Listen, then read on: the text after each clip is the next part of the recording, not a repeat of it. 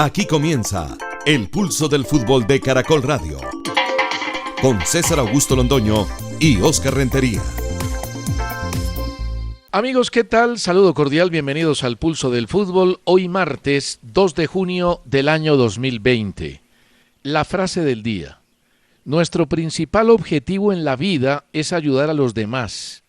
Y si no puedes ayudarlos, al menos no los lastimes. Dalai Lama. Don Oscar Rentería, ¿cómo está usted? Bien, César, gracias a Dios muy bien. Un saludo muy especial para usted, como siempre, y para todos los oyentes del Pulso. César, lo dije anoche y lo repito hoy, ya cansan los problemas de la Dimayor. La oposición que gusta de la vitrina todos los días está en lo mismo, y el resto, que es la mayoría, no hace nada para hacer valer eso, la mayoría, y convertir en realidad sus propuestas. Ya hay directivos que también cansados no quieren volver a las reuniones virtuales. Estoy con ellos. Además es que las reuniones virtuales no definen nada, simplemente se reúnen los 36 equipos, que a veces son 34 o menos, y se la pasan dándole palo a la presidencia de la Dimayor. Sí, hablan del torneo y hablan de lo uno, pero al final no se decide absolutamente nada. Hoy debe llegar el protocolo del Ministerio de Salud a la Dimayor y ojalá empiecen las decisiones. Y las decisiones de los equipos grandes, que son los más perjudicados, los que van a perder más dinero y los que mueven con su locomotora este tema del fútbol en Colombia. Aquí está el gol de hoy para comenzar programa. Sucedió en la final de la Copa América 2001 entre Colombia y México el 29 de julio en el Estadio El Campín de Bogotá. Y ese gol le dio el título, primero en este torneo de la historia y único, a la Selección Colombia. Con Iván, el central dice, hagan su juego, señores, le queda el Totoro Grisales, arranca el Totoro, ojo con Victorino, el Totoro le ganó la espalda. Falta clara contra Giovanni Hernández, señores, lo empujaron desde atrás. Bueno, Javier, pongámosle toda la fe aquí en esta bola quieta.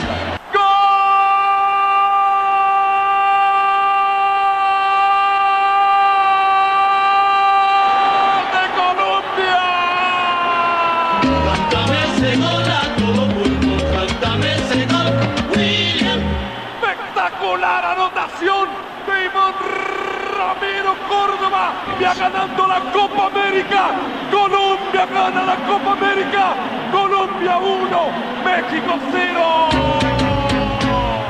Se metió, la pelota se metió.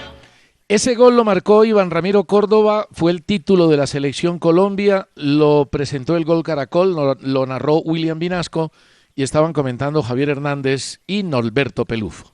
Recuerdo yo algunas frases de William en ese tiempo, ¿no? Por encima del palo de mango, esta noche que no me esperen en la casa. Bueno, su narración fue otro acontecimiento muy bueno para el periodismo deportivo de Colombia.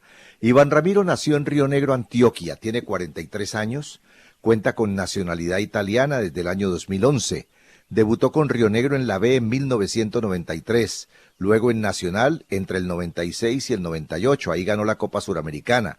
Pasó al San Lorenzo de Almagro y en el 99 lo vendieron al Inter de Milán por 16 millones de euros. Con el Inter conquistó 5 trofeos de la Serie A italiana, 3 copas, 3 supercopas, un mundial de clubes FIFA y una Liga de Campeones de Europa. Se retiró el 6 de mayo del 2012 contra el Milán. Jugó con la Selección Colombia desde 1997 hasta el año 2010. Participó en Francia 98 y en 4 Copas Américas, entre ellas la del 2001, en la que hizo el único gol que acabamos de transmitir en la final, dándole el título a nuestro país. Hizo 5 goles Iván Ramiro Córdoba en 73 partidos con la Selección Colombia, uno de ellos el de la final de la Copa América, y estuvo convocado al Mundial de Francia 98, pero no jugó ningún partido. Silvio Herrera pregunta que si sabemos algo de la final de la Superliga entre Junior y América. ¿Han tocado ese tema en la Asamblea de la Dimayor? Bueno, no ha habido Asamblea de la Dimayor, tiene que haber para aprobar todos los cambios y el sistema del campeonato. Yo supongo que el tema lo han mencionado, pero es un asunto pendiente por parte de la Dimayor. Primero hay que volver con la Liga y después veremos la Superliga y la Copa Suramericana y la Copa Libertadores. John James Rodríguez escribe a elpulso@caracol.com.co Escucho el programa toda la vida. Este es mi primer correo y ojalá me lo lean. Me gusta el estilo que le han dado al programa. Escribo porque ustedes han opinado reiteradamente que Higuita fue el responsable del gol ante Camerún.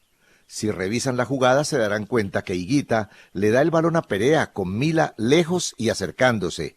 Y Perea, teniendo todo el frente para salir sin problema o despejar de un pelotazo, decide volver el balón a Higuita. Opino que el mayor responsable de esa jugada es Luis Perea. Aprovecho para opinar que los precios de las transferencias del fútbol van a seguir igual de altos, porque es lo que le convienen a todos, jugador, los clubes, el que vende y el que compra, y sobre todo a la gente. Entonces, mientras haya negocio, todos van a estar interesados, por lo menos altas, todas estas transferencias.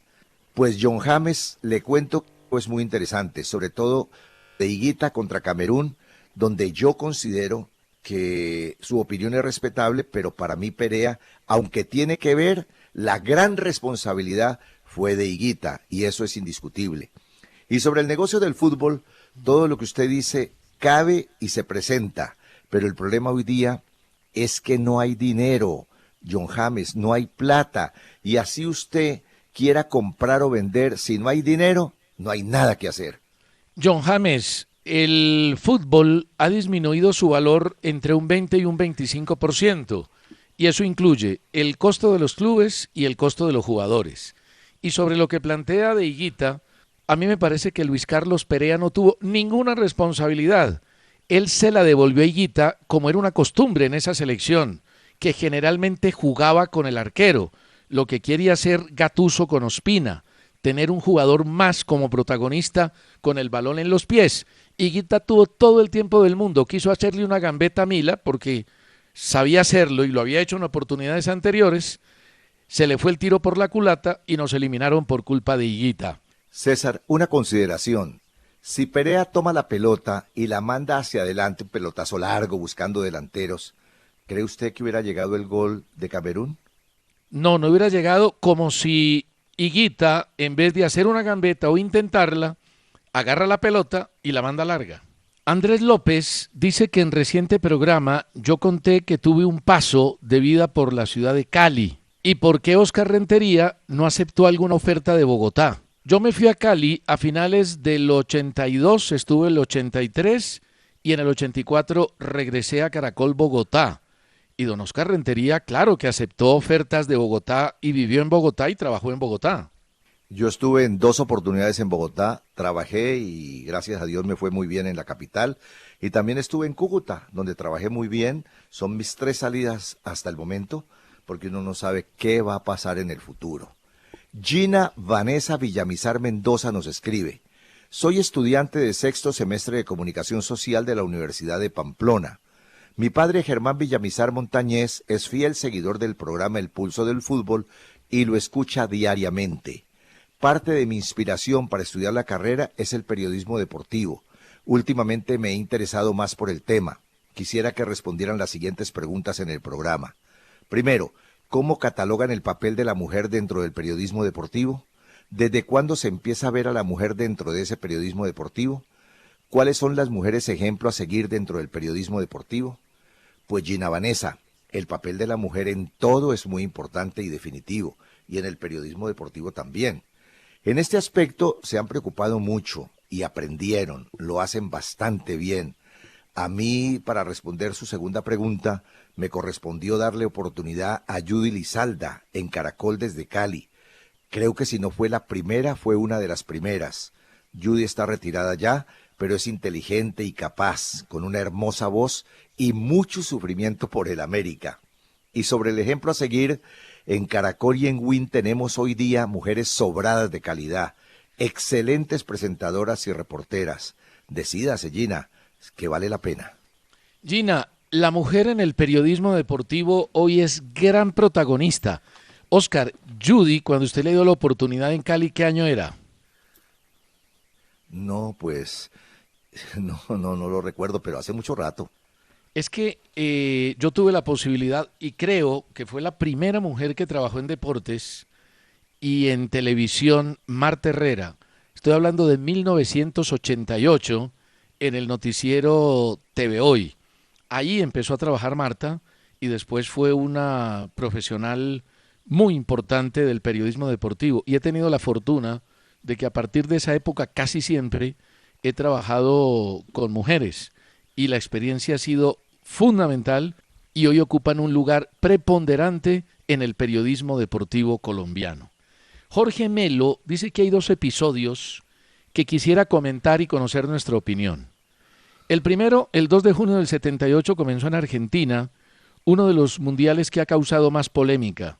Argentina estaba atravesando un periodo difícil por los atropellos de la dictadura militar, acusada de torturas, secuestros y desapariciones. Además, el título de Argentina estuvo expuesto a una gran polémica. Obvio, don Jorge, ese fue un título muy cuestionado. Al final nunca se pudo demostrar nada más allá de alguna apreciación de un jugador peruano, pero esos 6 goles que le metió Argentina a Perú cuando tenía que hacerle 4 para avanzar en el campeonato del mundo dejaron una ola de sospecha enorme. Además, la dictadura argentina, como lo hizo Mussolini por ahí en los años 30, para que Italia ganara la Copa del Mundo, tuvo mucho que ver en la presión política y la presión deportiva.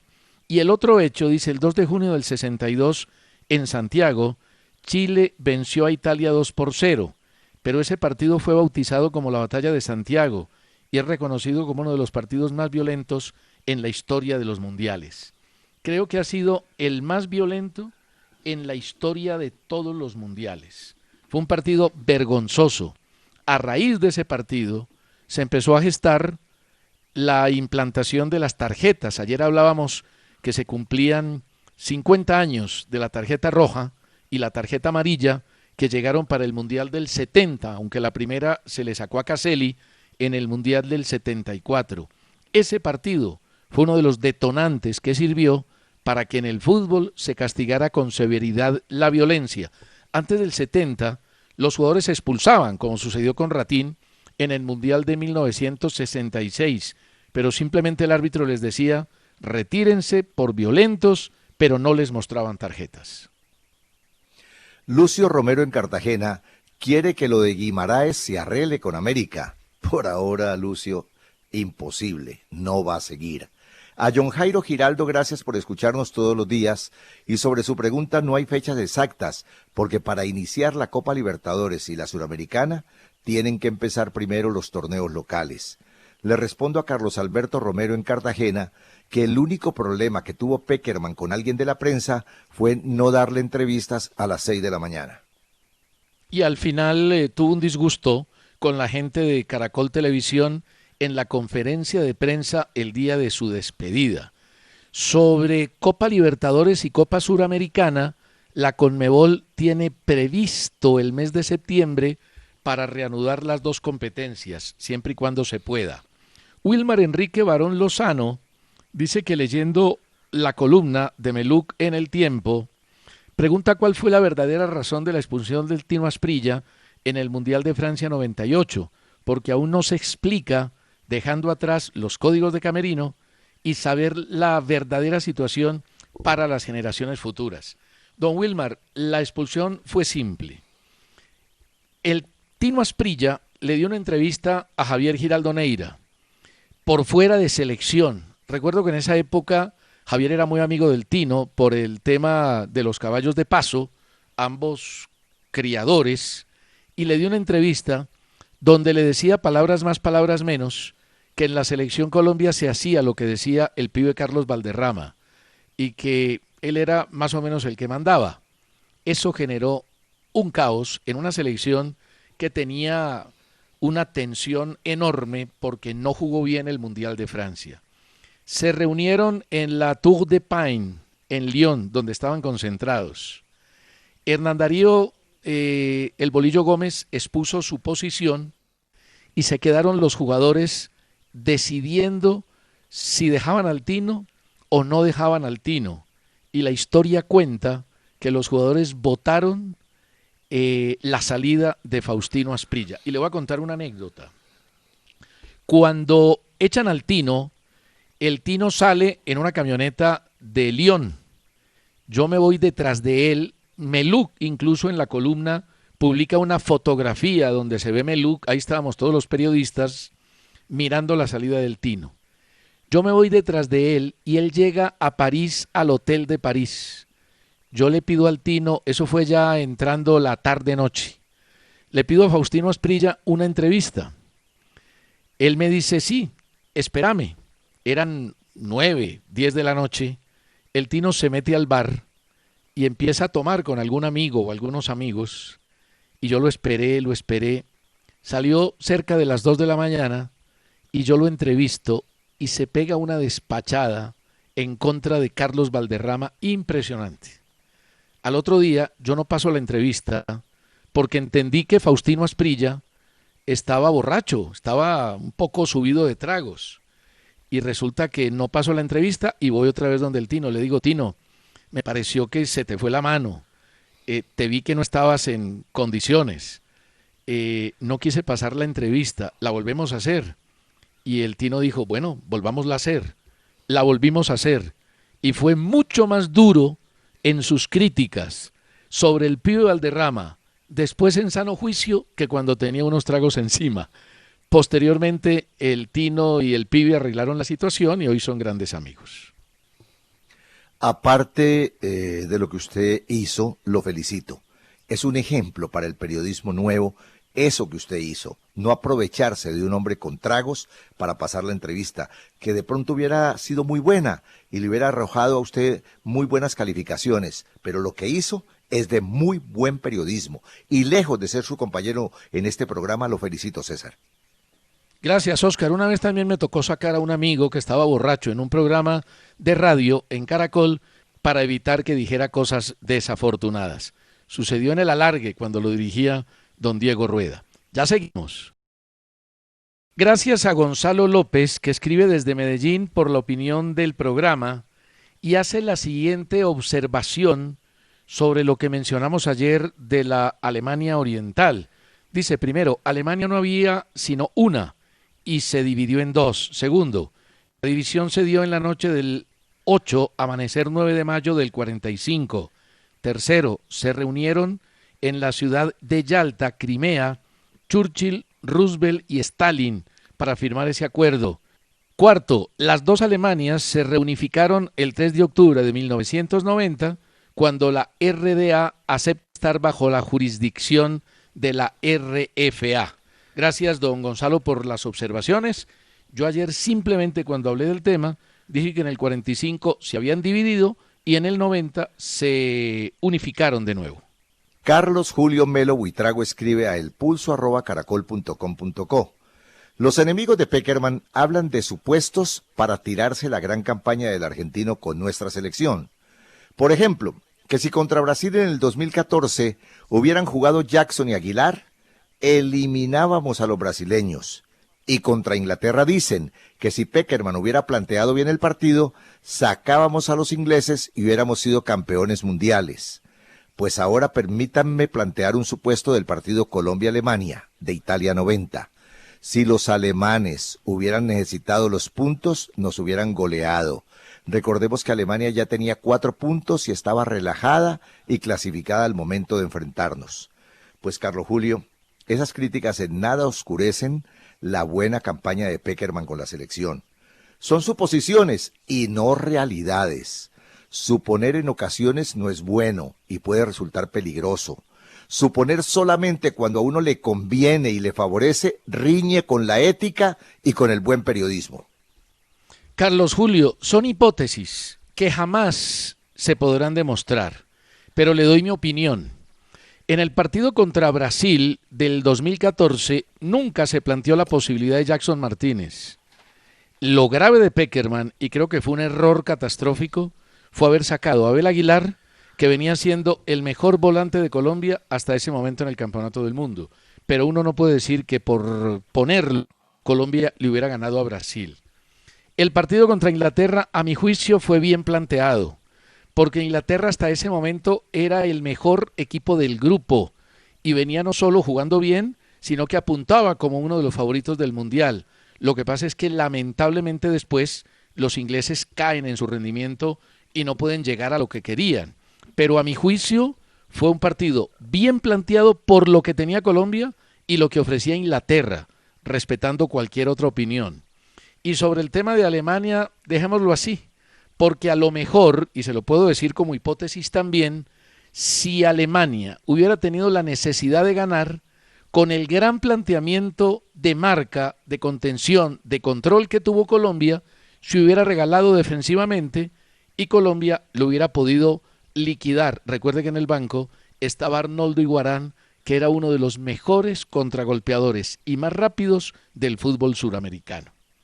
¿Alguna otra anotación, Oscar, o seguimos con los correos? No, sigamos con los correos, César. Hasta ahora vamos muy bien. Diego F. dice que es de Cali, hincha del América, que no moleste tanto a don Oscar Rentería y que se quiere manifestar sobre lo que escuchó ayer en un correo en el regreso del fútbol. Dice que en Europa está volviendo, ya que allá en varios países pasaron los picos altos del COVID-19 y que acá en Colombia aún no. Pues don Diego, esa es una de las preocupaciones del ministro Ernesto Lucena, que esta semana y la entrante van a ser de contagios mayores y seguramente fallecimientos mayores también en Colombia. Y por eso, aparte de que no se entregó todavía el protocolo por parte del Ministerio de Salud, los entrenamientos individuales empezarían no el 8 de junio, sino el 20 o el 22 de junio. Ahí hay un tema delicado, complicado, y eso podría retrasar el regreso del fútbol colombiano. Me llamó mucho la atención algo que también declaró el ministro Lucena, abro comillas, se están elevando el número de contagios y eso puede generar retrasos en el reinicio del fútbol. Si un jugador da positivo, tiene que ser aislado completamente. Si ya están en entrenamiento grupales y da positivo, todo el plantel tendría que entrar en ese aislamiento, situación a la que ojalá no llegue el fútbol colombiano. Escribe Helmut Oliveros, soy coleccionista y entre los artículos que guardo están los álbumes del fútbol. Ustedes tienen una sección que la hacen los viernes con el señor Guillermo. ¿Por qué no sacan un álbum del pulso? Sería maravilloso para nosotros los coleccionistas. Tengo varias ideas que podrían ayudar, obviamente, con todo el respeto que ustedes merecen, sería histórico. Ahora Helmut le contesta sobre el tema del álbum César. Por otro lado, continúa el correo, en el programa de sus compañeros del bar sacaron la selección ideal que haya participado en un mundial. La mía es la siguiente. Arquero René Higuita, pienso que fue trascendental. Defensa Chonto Herrera, Jerry Mina, Cobo Zuluaga, no lo vi jugar, dice él, pero por ser el primer anotador es historia. Camilo Zúñiga, volantes Leonel Álvarez, Freddy Rincón, Juan Guillermo Cuadrado, James Rodríguez, Carlos Valderrama. Delanteros el Tren Valencia y anota don Helmut Oliveros, que hizo 2 goles en USA 94. Helmut, anoche en Conexión por Win fue muy interesante responder esa misma inquietud planteada por César. En mi caso, por ejemplo, como centrales, mis candidatos son Iván Ramiro y Yepes. Y como volante, James. Y hoy día, Cuadrado. Y como delantero, yo no puedo sacar nunca a Falcao. Mi selección de Colombia en los campeonatos mundiales sería con Ospina en la portería, Chonto, Mina, Yepes y Armero. En el medio, Leonel, Pibe, James. Y en el ataque, Tino, Falcao y Quintero, o meta Quintero como cuarto volante. Yo lo que no entiendo es por qué Oscar mete a Iván Ramiro Córdoba, que no jugó un solo minuto en el Mundial del 98. Porque Iván Ramiro tiene una medalla como participante de ese Mundial. Él no tiene la culpa de no haber jugado. Hay muchas versiones sobre el tema. Yo lo meto porque estuvo allá, en ese Mundial. Estuvo uniformado con las distintivas de Colombia. De modo que yo por eso lo meto. Y además porque me agrada mucho y porque creo que ha sido el mejor central derecho que ha tenido nuestro país. Pero Oscar, es que la pregunta es, los mejores jugadores de Colombia en un campeonato del mundo, y él no jugó. Estuvo, pero no jugó. Bueno, pero no fue culpa de él. Él estuvo allá y por eso lo doy. Bueno, además, es mi problema, César. Es mi candidato. Es mi candidato. No encuentro uno mejor que él como central derecho de la selección. ¿No le parece que Mina fue mucho mejor o que Yepes fue mucho mejor? Mejor que Iván Ramiro, siendo muy bueno Mina, No hay ninguno en Colombia todavía mejor que él. Pero ninguno. Oscar, es que Iván Ramiro no jugó, muy buen jugador, extraordinario, figura del Inter de Milán, figura de la Copa América, pero no jugó, no estuvo un solo minuto en un mundial. Vea, deje así, sí, deje así. Henry Rueda escribe desde Bogotá. Mencionaban en el programa de ayer que Alemania Oriental jugó el Mundial de 1974. De hecho, en la fase de grupos se enfrentó a Alemania Federal y le ganó 1-0 en Hamburgo con gol de Sparwasser. Alemania Oriental fue primero en su grupo, segundo Alemania Federal y eliminado Chile y Australia. Postdata, el pibe es un crack. Ojalá tuviéramos otro pibe. Qué difícil era quitarle el balón y los pases que hacía eran de un nivel único. Tenía ojos en la nuca. Henry, totalmente válido su correo en lo de Alemania y en lo del pibe. Qué gran jugador fue. Sin discusión, otro de los grandes para la historia de nuestro fútbol.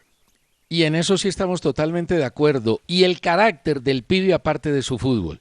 Y antes de la pausa, gracias a Rubén Darío Marín Pineda por las fotos que nos envió del Deportivo Pereira. Ya seguimos. Hombre, Oscar, qué mala noticia la de Yerry Mina. Ruptura parcial del cuádriceps de la pierna izquierda. Sucedió en un entrenamiento la semana pasada y dice el club, el Everton, que tendrá varias semanas de incapacidad. Me parece que se pierde toda la reanudación de la liga inglesa y no podrá jugar más en esta primera fase del regreso del fútbol. Ojalá que se demoren los partidos eliminatorios de Colombia, porque si no, también se puede afectar. Y yo diría que es tan triste lo de Mina como lo de John Córdoba, hombre. Metió su golcito ayer en el partido de la Bundesliga y luego en ese choque resultó lastimado de la rodilla, que dicen inicialmente que no es peligroso. De todas maneras, buen gol el de John Córdoba, lleva 2 en el fútbol de Alemania y espero que le haya quedado claro que el Leipzig es mejor equipo que el Colonia. ¿A John Córdoba o a mí? No, a usted. Porque yo pensaba que le estaba diciendo a John Córdoba. No, pero yo le digo una siempre cosa, dije Oscar. John Córdoba está demasiado solo en ese equipo. No hay quien, Claro. aunque jugó 20 minutos nomás, pero la es infinita de John Córdoba. Antes es un mérito enorme haber marcado 12 goles. Es un equipo que siempre tira, como usted lo decía, la pelota arriba a ver qué cabezazo mete Córdoba. Pero juega en un equipo muy flojito, muy flojito. Le cuento que Río Negro no renovará el contrato del volante Andrés Mauricio Restrepo. El contrato terminó el 31 de mayo. Jorge Enrique Vélez se reunió con Catalina Usme, Vanessa Córdoba y Manuela Costa para contarles cómo va el regreso de la Liga Femenina. Está incluida en el protocolo, seguramente que va a volver en el segundo semestre, no se sabe cuánto, pero le digo una cosa, Oscar, creo que va a volver con muy poquitos equipos, salvo los que tienen por reglamentación Conmebol la obligación de tener equipos femeninos. No creo que haya plata para que los demás tengan equipo de mujeres. Peligra el regreso de su liga, la MLS. Cuando todo parecía estar encaminado para la reanudación, la negociación entre la liga y el sindicato de jugadores se estancó. La liga de fútbol femenina está más cerca de un posible regreso. Dijo el ministro Lucena que la escogencia de la firma que va a aplicar el protocolo de la DIMAYOR se puede demorar entre 10 y 15 días. Además, le preocupa enormemente el crecimiento de los contagios, situación que podría retrasar el comienzo de la liga, como ya lo dijimos. Hablar del 20 o el 22 de junio podría complicar enormemente la realización del segundo campeonato. Eso es cierto, y hay un detalle que no me gusta en todo lo que le he escuchado al ministro Lucena, eso de que si un jugador sale positivo hay que aislar a todo el plantel. No lo encuentro ni lógico, ni tampoco es lo que se está haciendo en Europa, César. Ahí me parece que se le fue la mano ahí al ministro. Sí, en Europa simplemente se aísla el jugador y los contactos que haya tenido. Fíjese que el Vasco da Gama tuvo 16 casos de coronavirus y aislaron los 16 miembros del equipo, pero el plantel siguió entrenando. Hoy se conoció que el Barcelona tuvo 7 casos de coronavirus, 5 de jugadores y 2 del cuerpo técnico. Y sin embargo el Barcelona siguió entrenando. Los aislaron, ya se recuperaron. Yo creo que en eso hay que mirar cómo está el manejo de los protocolos. Uno cuando tiene concentrado un equipo de fútbol sabe qué contactos ha tenido la persona, incluso siendo asintomático. Por eso la alcaldesa de Bogotá, en una decisión polémica, ha ordenado que todo el que vaya a salir se tenga que registrar en una aplicación, pero yo creo exagerada la situación. Pero mire que hay una cosa que el ministro dijo que me parece buena para el fútbol. Hablo de 15 días de entrenamientos individuales y 15 días por grupos, ya no de un mes de entrenamientos individuales que me parecía excesivo. Tiene usted razón. Oiga, qué fregados que son los catalanes, ¿no? Habían tapado eso de los 12 o de los contagios que ha tenido el equipo profesional. ¡Qué barbaridad! Y le doy una noticia. El técnico de la selección peruana, Ricardo Gareca, resulta que está partiendo hacia Buenos Aires en un vuelo humanitario para ver a su familia. Julio Comesaña levantará la tutela interpuesta contra el presidente Iván Duque, argumentando derecho al trabajo. Resulta que, como comentamos ayer, hay en los protocolos de salud una excepción a la cuarentena para la pandemia para personas de más de 70 años que tengan actividad laboral. Me alegra por Julio y porque además nos evitamos un lío ahí bastante harto. Reapareció Daniela Cortés, la expareja de Sebastián Villa, el jugador colombiano del Boca Junior. Dijo anoche en la televisión argentina, textualmente lo voy a leer: el embarazo existió, están las pruebas en las historias clínicas. Él sabía que yo estaba embarazada, le contó a la mayoría de los chicos del plantel de Boca. Tenía mes y medio más o menos, a él no le importó, me dio patadas en el estómago, fue horrible. Cuando me encerré en el baño ya estaba sangrando. Hombre, Oscar, esta pandemia ha servido para que muchos se saquen los trapitos al sol y para que algunos jugadores o exjugadores hablen de los problemas que tuvieron en determinado momento con compañeros o con directores técnicos. Resulta que ahora Ricardo Lavolpe salió a criticar a Juan Carlos Osorio por su paso en la selección mexicana. Dijo que desperdició la mejor generación histórica del país y que no aportó nada para el futuro. ¿Por qué no lo dijo en su momento Lavolpe? Porque esos que criticaron a Pekerman no le dieron palo en su momento. Yo creo que es un afán por generar caos y disgustos que no ha lugar. Me parece que hay declaraciones que no tienen una actualidad a pesar de que puedan ser sensacionalistas y amarillistas. Esto es para no creer. Brasil enviará 200 atletas a Europa para evitar el coronavirus, pero si allá todavía hay.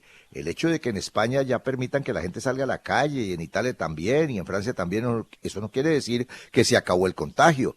Yo esperaría a Brasil. Está mandando 200 de sus mejores atletas por parte del Comité Olímpico Brasileño para que se preparen en Europa. Hay que esperar, esperen por lo pronto que se termine el año siquiera, para que tengamos menos contagios y menos riesgos.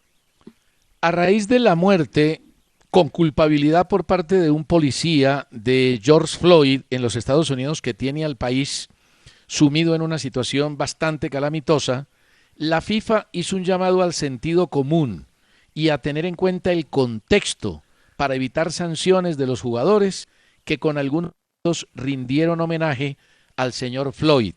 Ayer en Inglaterra, el Liverpool y el Chelsea se arrodillaron en la práctica en los terrenos de juego en honor a Floyd. Yo creo que en esto, como dice la FIFA, Oscar, hay que tener sentido común y simplemente hay que darle paso a ese tipo de protestas. Son manifestaciones de solidaridad con una discriminación que es evidente en el mundo porque hay racismo y en el fútbol sí que se da. Yo condeno lo que hizo el policía, como también condené lo que hicieron también algunos agentes. ¿Se acuerda con un anciano en Bogotá hace poco? Que lo trataron mal, claro, y que me lo acuerdo. expulsaron. Hombre, por favor, eso no se hace. Uno no puede abusar del poder que le da un uniforme. Eso no puede ser. Óigame, ayer hablamos aquí de Gasperini y resulta que Atalanta lo desmintió públicamente. El equipo italiano dijo que Gasperini no había dicho lo correcto y niega que el director técnico haya viajado a Valencia infectado con COVID-19. Ha declarado públicamente el Atalanta. Nunca había tenido fiebre ni problema respiratorio. Eso se informó desde el club. Sí, pero él dijo que estaba muy enfermo y que había bajado enfermo y que después del partido se había sentido aún más enfermo. Es una situación que tienen que resolver técnico y directivos, voceros oficiales. Y a propósito de el coronavirus, Oliver Giroud, el delantero francés del Chelsea, dijo que la razón por la que decidió no abandonar el club inglés fue por el coronavirus, ya que su contrato terminaba el 30 de junio, pero fue ampliado un año más porque no quería cambiar de residencia. Aquí está el recorrido por la prensa mundial del deporte, sobre todo del fútbol. Marca en España, bendito número. Sanidad confirma que ayer no hubo ningún fallecido por COVID-19 en España. Mundo Deportivo también de España, la vuelta al fútbol en 80 días. Umtiti se incorporó a los entrenamientos y Setién prepara su regreso el 18 de junio. Además, Messi no ejerce la cláusula y se queda en el Barcelona. En Francia, L'Équipe dice decisión catastrófica. El presidente del Lille criticó frente a la decisión de suspender la Liga Francesa. Dice que habrá consecuencias económicas terribles.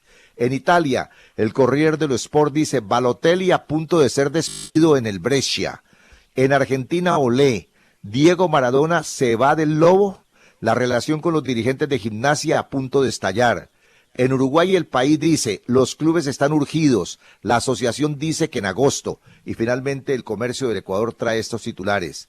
Emelec estrenó en su cancha sin autorización. El presidente Nasib mantiene su postura de seguir con los entrenamientos. Las prácticas están planteadas para el 8 de junio. Otros clubes como el Barcelona sigue con la toma de pruebas, lleva un caso positivo. El portero del Barcelona, Marc Ter Stegen, dijo que el equipo estaba volando, que el plantel está física y mentalmente mejor que antes. El defensa Nacho Fernández se reincorporó a los entrenamientos del Real Madrid. Lo mismo que el volante Thiago Alcántara, volvió a entrenar con el Bayern Múnich. Y la lesión que tuvo Córdoba la mencionó Jorge Held, director deportivo del Colonia, como simplemente un hematoma en la pierna derecha durante el partido frente al Leipzig. No estará hoy, no estuvo por la mañana en los entrenamientos, pero se espera que pueda jugar contra el Augsburgo el domingo a las 11 de la mañana. Ya seguimos en el pulso.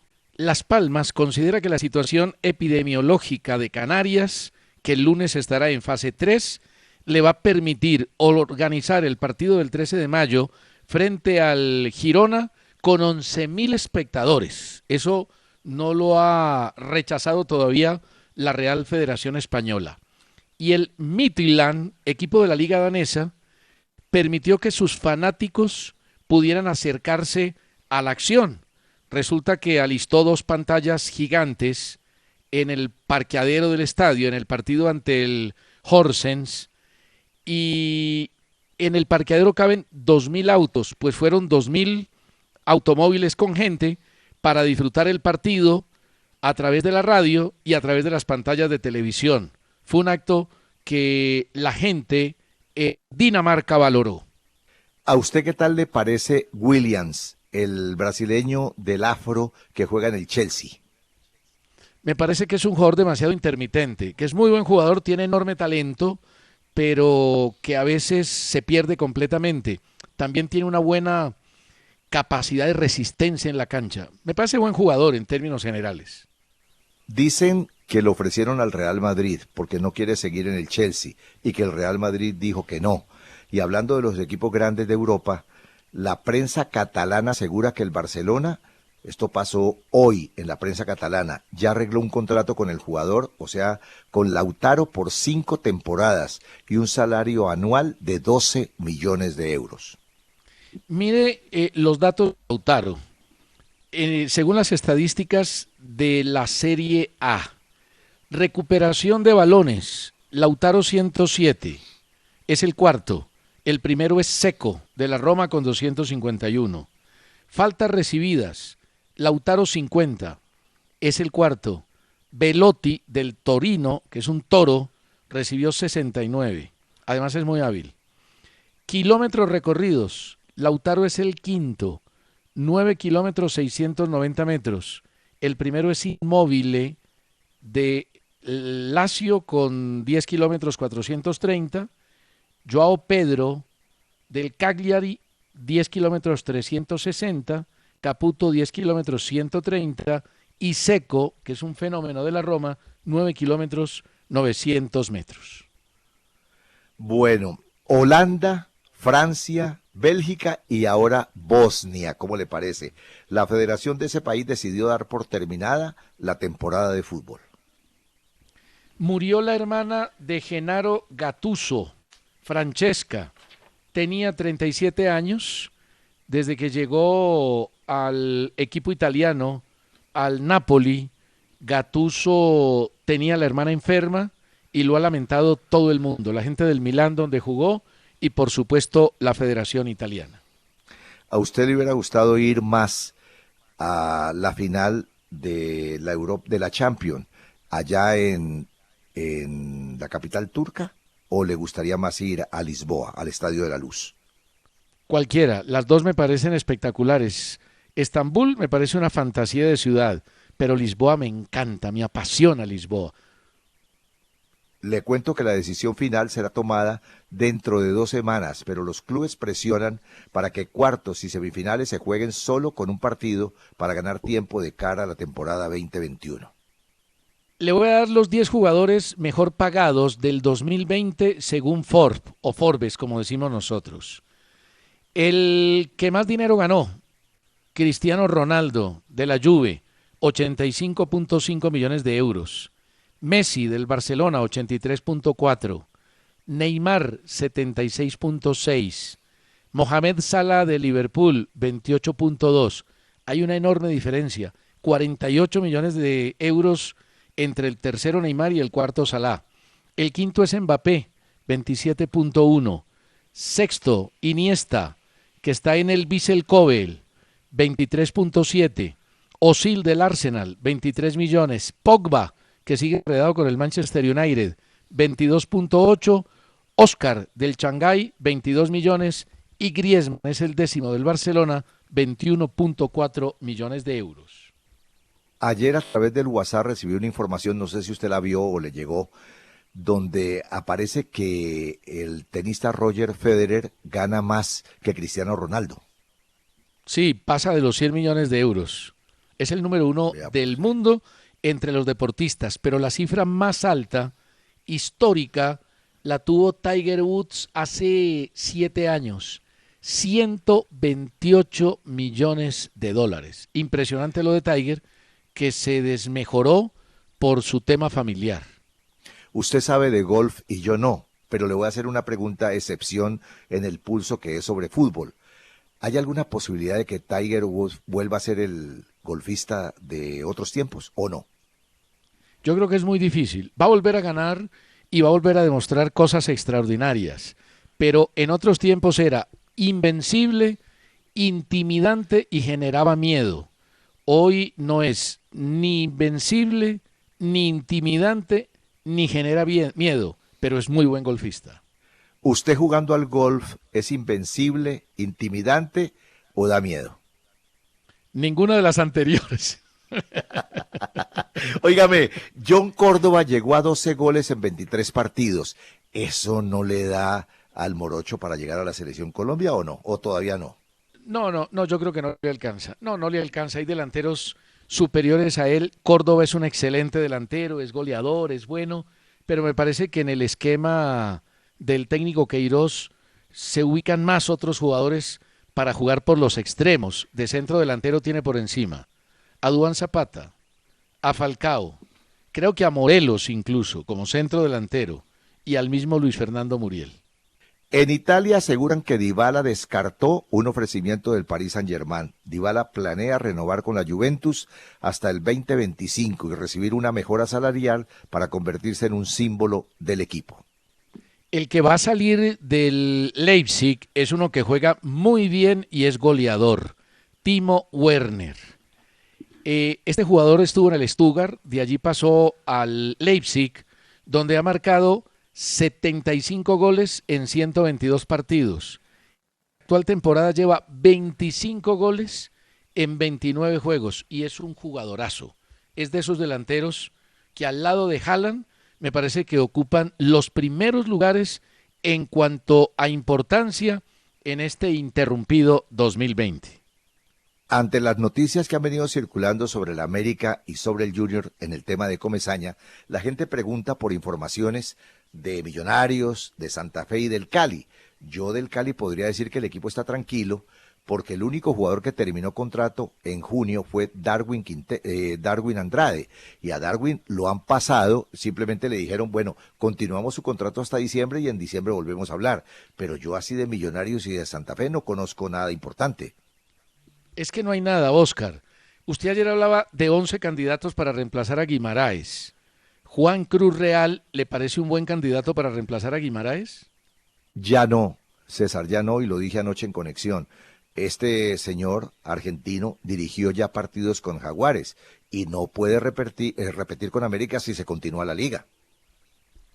Sí, correcto, pero como de pronto no se continúa la liga con un nuevo técnico, recuerde que Tulio dijo que va a esperar hasta que termine el primer campeonato para contratar el técnico del segundo. Se lo pregunto por eso, por el segundo torneo.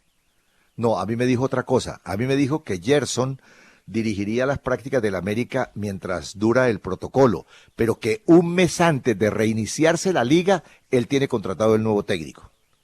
O sea, en julio, más o menos. Sí, claro, más o menos en julio. Bueno. Ahora, yo le digo una cosa, para reemplazar a Guimaraes yo no veo a Cruz Real, pues es decir, no me parece por lo que ha hecho hasta ahora que sea como el reemplazo ideal.